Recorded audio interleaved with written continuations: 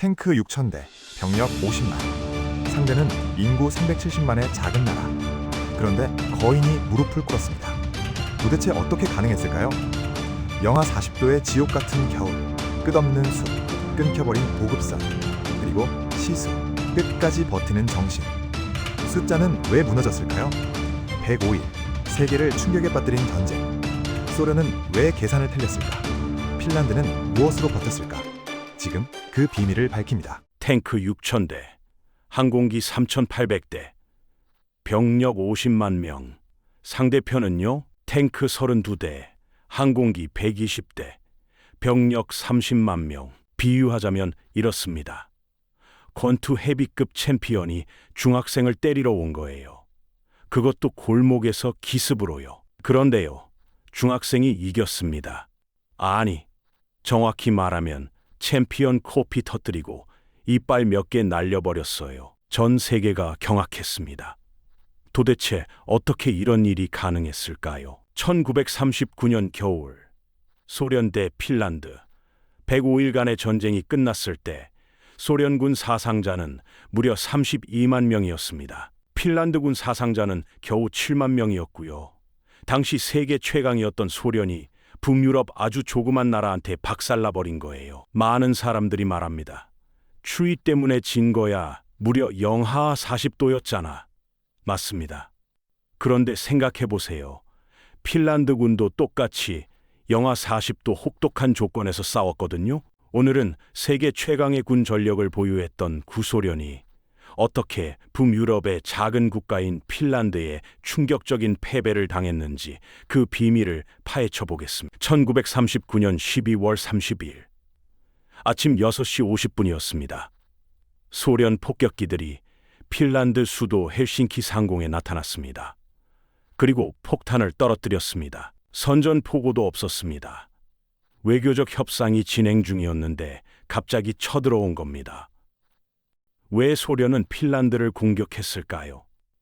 이유는 생각보다 단순했습니다. 소련의 두 번째 수도 레닌그라드가 핀란드 국경에서 불과 32km밖에 안 떨어져 있었거든요. 서울에서 수원까지 거리입니다. 차로 30분이면 도착하는 거리예요. 소련 독재자 스탈린은 불안했습니다. 만약 적국이 핀란드를 통해서 레닌그라드를 공격하면 어떡하지? 그래서 스탈린은 핀란드에 요구했습니다. 국경을 70km 뒤로 밀어라. 우리 안전을 위해서다. 대신 소련 땅 일부를 주겠다. 핀란드는 거절했습니다. 자기 땅을 왜 내놓아야 합니까? 그러자 스탈린은 이렇게 생각했습니다. 작은 나라 하나 때려잡는 게 뭐가 어렵겠. 숫자를 한번 보시죠. 핀란드 인구 370만 명. 소련 인구 1억 7천만 명, 무려 46배 차이입니다. 탱크는 200배 차이, 항공기는 30배 차이. 수학적으로 핀란드가 이길 확률은 0%였습니다. 소련 장군들은 벌써 승리 퍼레이드 계획을 짜고 있었습니다. 2주면 끝난다. 헬싱키에서 행진하자. 소련 외무장관 몰로토프는 외국 기자들 앞에서 이렇게 말했습니다. 우리는 폭탄을 떨어뜨린 게 아닙니다. 굶주린 핀란드 국민들에게 빵을 나눠준 겁니다. 뻔뻔하죠? 핀란드 사람들은 분노했습니다. 그래서 답례 선물을 준비했습니다. 유리병에 휘발유를 채워서 불을 붙이는 무기였습니다. 이름은 몰로토프 칵테일. 네, 바로 그 몰로토프 칵테일이 여기서 탄생했습니다. 탱크한테 던지면 불이 붙어서 터지는 그 무기 말입니다. 그런데 여기서 의문이 생깁니다. 핀란드는 왜 그냥 항복하지 않았을까요? 땅 좀 내주면 전쟁을 피할 수 있었는데요. 핀란드 지도자들은 역사를 알고 있었습니다. 바로 몇 달 전 발트 3국에 무슨 일이 있었는지 똑똑히 봤거든요.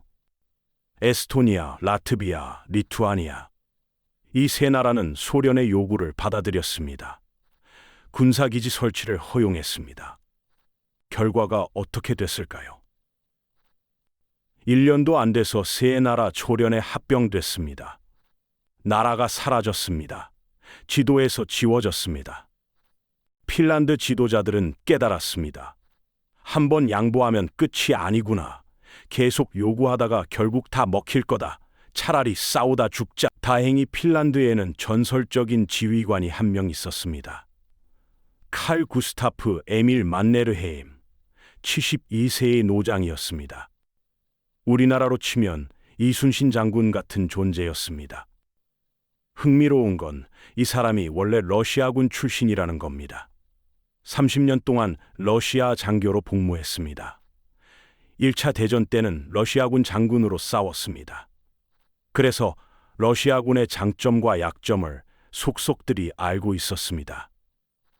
만네르헤임은 상황을 냉정하게 분석했습니다. 정면으로 붙으면 100% 진다. 탱크 6,000대를 어떻게 이기나. 하지만 우리에게는 숲이 있고 겨울이 있고 스키가 있다. 11월 30일 소련군이 국경을 넘었습니다.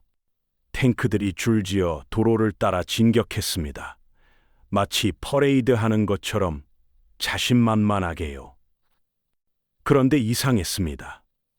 핀란드군이 보이지 않았습니다. 국경 초소도 텅 비어 있었습니다. 마을도 버려져 있었습니다. 가축도 없고 식량도 없었습니다.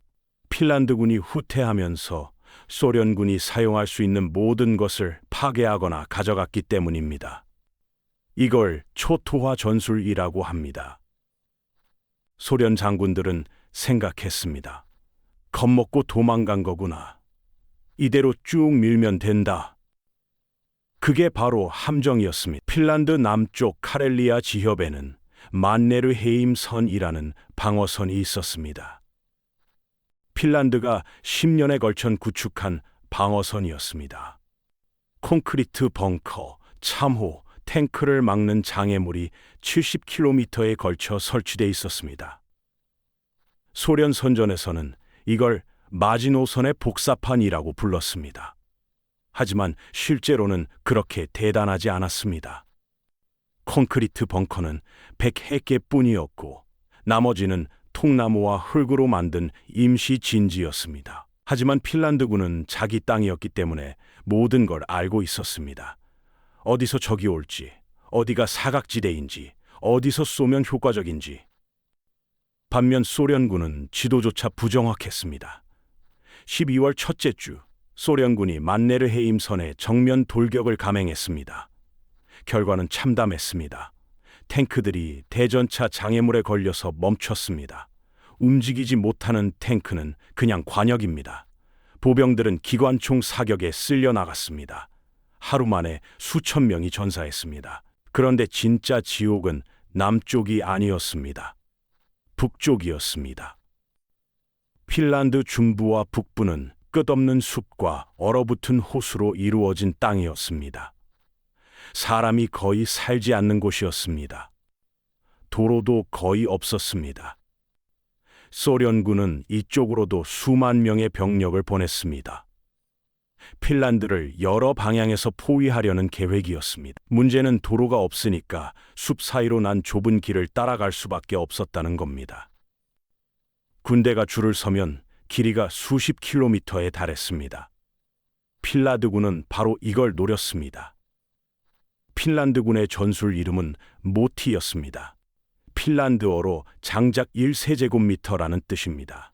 큰 통나무를 도끼로 쪼개서 작은 장작으로 만들잖아요.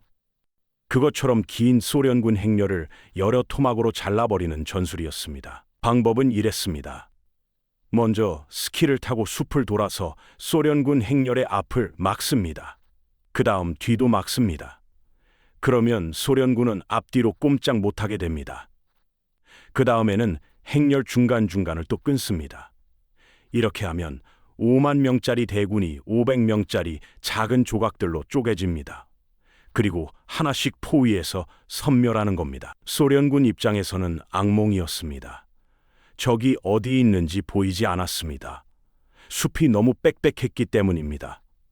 총소리가 나면 숲을 향해 마구 쏴봤지만 아무도 맞지 않았습니다. 핀란드 저격수들은 나무 위에 올라가 있었거든요. 특히 악명 높았던 인물이 있었습니다. 시모 해위해, 별명이 하얀 죽음이었습니다. 이 사람의 기록은 믿기 어려울 정도입니다. 100일 동안 542명을 사살했습니다.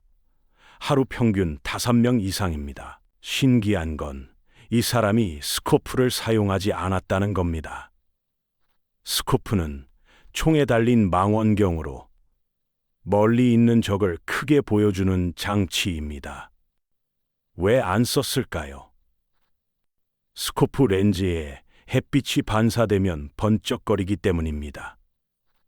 저기 뭔가 빛나네 하고 위치를 알아챌 수 있었습니다.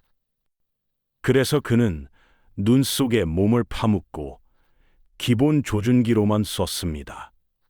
그런데도 500명 넘게 사살했습니다. 소련군은 이 한 사람을 잡기 위해 대포 사격까지 동원했습니다. 숲 전체를 불바다로 만들었습니다. 그래도 죽지 않았습니다. 결국 1940년 3월 6일 소련 저격수의 총탄이 그의 얼굴 왼쪽을 관통했습니다. 그런데 놀랍게도 살아남았습니다.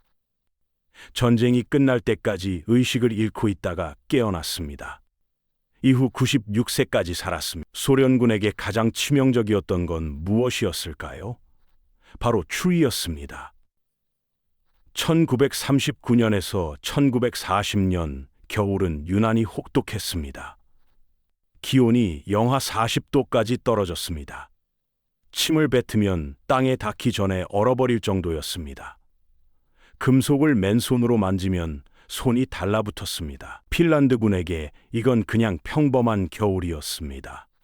태어날 때부터 이런 추위 속에서 살아왔으니까요. 하지만 소련군은 달랐습니다.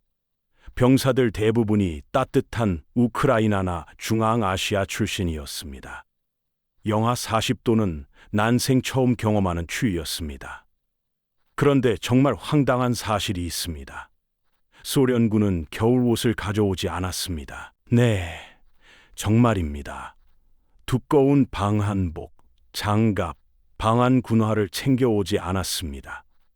왜 그랬을까요? 스탈린과 장군들이 이 주면 끝나니까 겨울옷은 필요 없다고 판단했기 때문입니다. 결과는 참혹했습니다. 소련군 병사들은 싸우기도 전에 얼어 죽어갔습니다. 동상으로 손가락이 떨어져 나갔습니다. 총을 쏘려고 방아쇠를 당기면 손가락이 함께 떨어졌습니다. 탱크도 무용지물이었습니다. 영하 40도에서는 엔진 오일이 얼어붙습니다. 연료도 젤리처럼 굳어버립니다.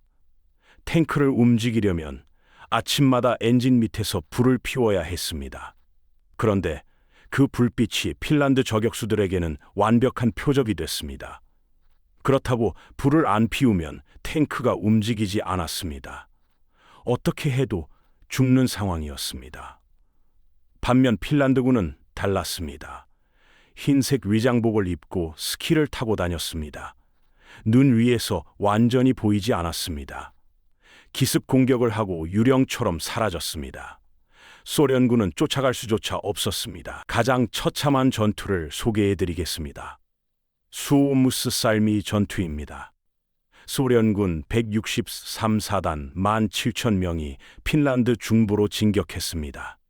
목표는 핀란드를 둘로 쪼개는 것이었습니다. 그런데 숲속 도로에서 꼼짝없이 갇혀버렸습니다. 핀란드군이 앞뒤를 막아버린 겁니다.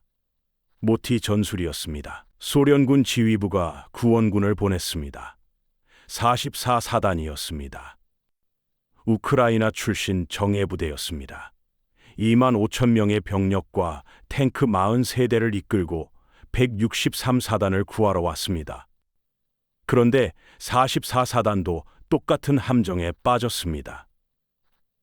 좁은 도로, 양옆에 빽빽한 숲, 행렬 길이가 무려 20km에 달했습니다.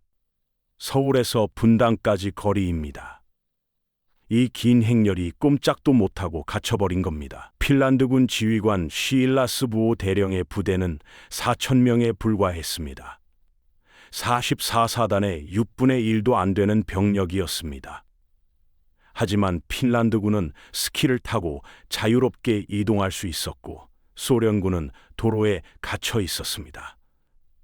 핀란드군은 소련군 행렬을 여러 조각으로 잘랐습니다. 각각을 포위했습니다. 보급이 끊긴 소련군 병사들은 굶주리고 얼어붙었습니다. 약해지면 공격해서 섬멸했습니다. 1940년 2월 8일 전투가 끝났습니다. 결과입니다. 소련군 사상자 27,500명, 거의 전멸이었습니다. 핀란드군 손실은 900명이었습니다. 30대 1이 넘는 교환비였습니다. 핀란드군이 노획한 물자 목록을 보면 놀랍습니다. 탱크 43대, 대포 71문, 트럭 260대, 소총 6,000정 이상, 장비가 부족했던 핀란드군에게는 엄청난 보너스였습니다. 이 전투 후 소련은 44사단을 역사에서 삭제했습니다. 부대 자체가 너무 치욕적으로 괴멸당해서 존재 자체를 지워버린 겁니다. 그렇다면 왜 소련군은 이렇게까지 무능했을까요? 첫째, 대숙청의 후유증이었습니다. 스탈린은 1937년부터 군대 장교들을 대규모로 숙청했습니다. 장군급 고위 장교의 80%가 처형되거나 수용소로 끌려갔습니다. 살아남은 장교들은 공포에 질려 아무 결정도 내리지 않았습니다. 둘째, 정치위원 시스템이었습니다. 모든 군부대에 감시자가 붙어 있었습니다. 지휘관이 후퇴하자고 해도 정치위원이 안 돼. 그건 패배주의야. 라고 하면 후퇴할 수 없었습니다. 셋째, 거짓 보고의 악순환이었습니다. 나쁜 소식을 보고하면 처벌받았습니다. 현장에서는 참패인데 모스크바에는 승리 중이라고 올라갔습니다. 넷째, 보급 체계의 붕괴였습니다. 이 주치만 준비했는데 전쟁이 길어지자 전부 바닥났습니다. 반면 핀란드군은 왜 그렇게 강했을까요? 첫째, 싸울 이유가 있었습니다. 자기 가족과 고향을 지키기 위해 싸웠습니다. 둘째, 훈련의 차이였습니다. 어릴 때부터 스키를 타고 사냥을 했습니다. 영하 30도 야영은 일상이었습니다. 셋째, 지휘 방식의 차이였습니다. 현장에서 알아서 판단할 권한이 있었습니다. 넷째, 시수라는 정신이 있었습니다. 핀란드어로 이를 악물고 끝까지 버티는 정신을 뜻합니다. 하지만 핀란드에게도 한계가 있었습니다. 아무리 잘 싸워도 숫자 차이를 영원히 극복할 수는 없었습니다. 스탈린은 1940년 2월에 정신을 차렸습니다. 무능한 장군들을 교체했습니다. 병력을 한 곳에 집중했습니다. 2월 소련군의 대공세가 시작됐습니다. 대포 3,000문이 불을 뿜었습니다. 하루에 포탄 30만 발이 쏟아졌습니다. 핀란드군은 버텼습니다. 하지만 탄약이 바닥나고 있었습니다. 인구 370만인 나라에서 이미 7만 명이 죽거나 다쳤습니다. 더 이상 버틸 힘이 없었습니다. 결국 핀란드는 협상을 선택했습니다. 1940년 3월 12일 모스크바 평화조약이 체결됐습니다. 핀란드는 전체 영토의 11%를 잃었습니다. 42만 명이 고향을 떠나야 했습니다. 그런데 아이러니하게도 이건 핀란드의 승리였습니다. 발트 3국을 기억하시죠? 세 나라 모두 소련에 완전히 합병됐습니다. 50년간 소련 땅이었습니다. 핀란드는 달랐습니다. 땅은 일부 잃었지만 독립을 지켰습니다. 겨울 전쟁은 세계 역사를 바꿨습니다. 히틀러가 소련을 얕보게 됐습니다. 작은 핀란드도 못 이기는 군대가 뭔 대수겠어? 이 오판이 1941년 소련 침공으로 이어졌습니다. 우리에게 겨울 전쟁은 어떤 의미가 있을까요? 한반도 지도를 보시죠. 우리도 큰 나라들에 둘러싸여 있습니다. 하지만 핀란드는 보여줬습니다. 작은 나라도 싸울 수 있다는 걸요. 2024년 현재 핀란드는 EU와 NATO 회원국입니다. 세계에서 가장 행복한 나라 1위입니다. 소련은요, 1990년에 망했습니다. 영하 40도의 눈 덮인 숲에서 370만 명의 작은 나라가 1억 7천만 명의 제국에 맞서 싸웠습니다. 그리고 그들은 해냈습니다. 오늘 영상은 여기까지입니다. 도움이 되셨다면 구독과 좋아요 부탁드립니다. 한밤의 전쟁